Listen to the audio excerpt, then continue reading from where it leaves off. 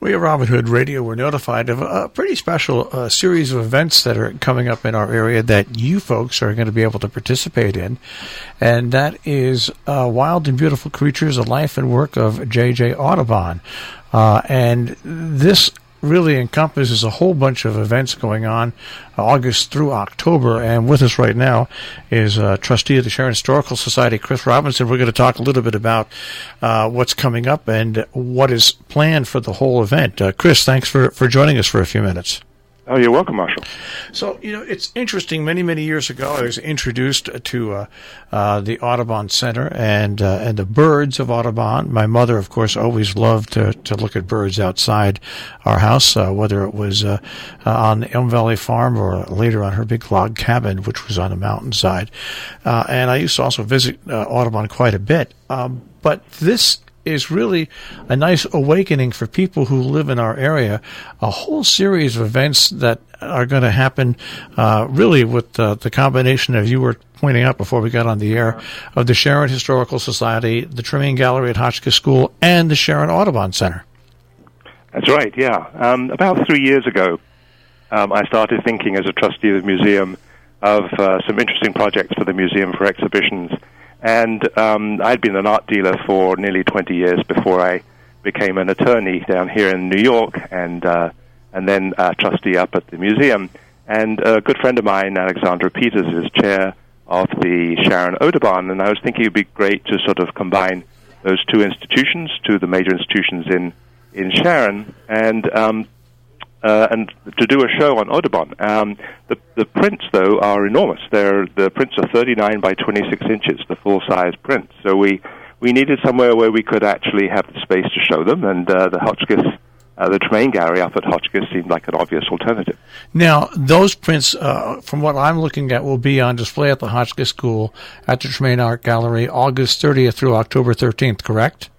Yes, we will have approximately 30 of the prints up there.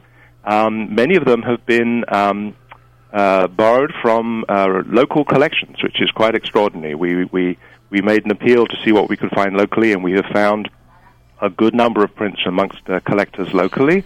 And also, Hotchkiss itself has a good number of prints, and we will have the original Havel prints from the 1820s and 30s, and also a number of the other later editions, too, so that you can make the comparison.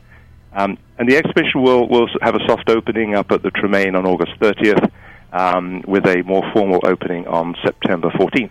And, of course, at the Tremaine Art Gallery, it's called Wild and Beautiful Creatures, but now let's skip for just a second to what the Sharon Historical Society and Museum is doing September 14th through December 13th, and that is the life and work of J.J. Audubon.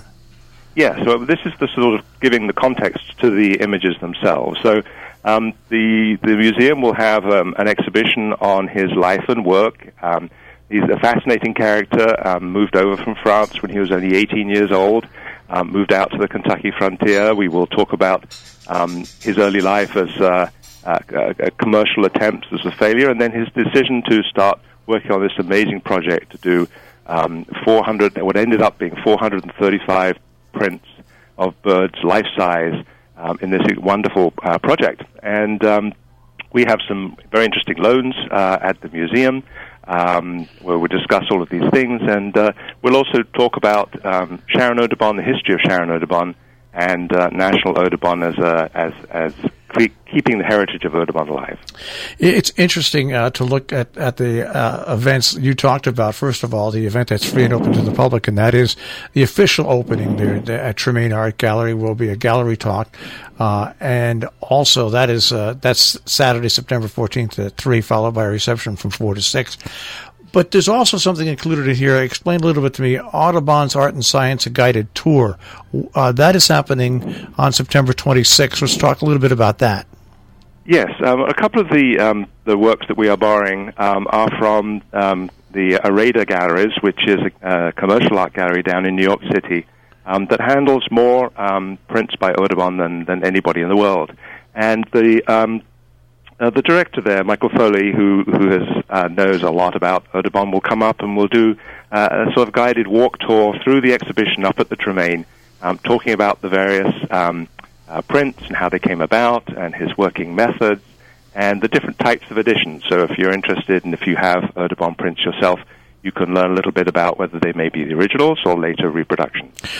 We are speaking once again right now on Robin Hood Radio with Chris Robinson, who is a trustee of the Sharon Historical Society, about a whole series of events that is going on to celebrate J.J. Audubon. Once again, Wild and Beautiful Creatures at the Tremaine Gallery at Hotchkiss School, August 30th through October 13th.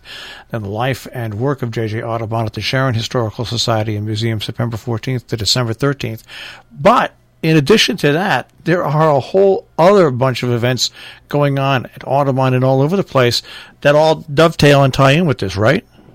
Yeah, we've tried to sort of schedule something pretty much every weekend during the run of the show through the end of, or towards the end of October. There will be events up at Sharon Audubon, the opportunity to draw the birds. There will be lectures on bird photography if you're interested in that. We've got speakers coming up from New York City to talk about Audubon's later life. He spent 10 years living in Upper Manhattan in a beautiful wooded estate.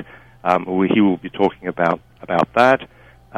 We will have a number of events also, just celebrating his life, throughout that period. If people want more information on this, by the way, on our on-demand site, RobinHoodRadio.com, click on On-Demand, and you click on the interview section, and you go to this interview. There's a whole bunch of links to all the different information, but you can also get this information from the Sharon Historical Society, and also links at the Tremaine Gallery as well. I don't think people realize the significance of Audubon's impact. People think about bird watching and recognizing and identifying birds today. Just imagine when it was done, how many years ago, how much different and how more difficult it was? Yes. I mean, obviously in Audubon's day, the only way he could really study a bird up close was to follow it into the woods and ultimately to shoot it. All of the birds that he painted, he shot, and he had a very special way of working. He would carry a board with him, and then he would take the bird and he would pin it to this board in the attitude that he wanted to depict it in his work, and then he would draw it immediately immediately after he had killed it. And the idea was that it gave the pose a particular lifelike look, which is why his prints are so admired today. I'm looking at some of the names involved in this. You're going to have Sarah Blodgett, Sharon Audubon Center, October 20, Adventures in Bird Photography. Everybody knows, I'm going to say just about everybody, Alan Blagden, October 12th from 4 to 5.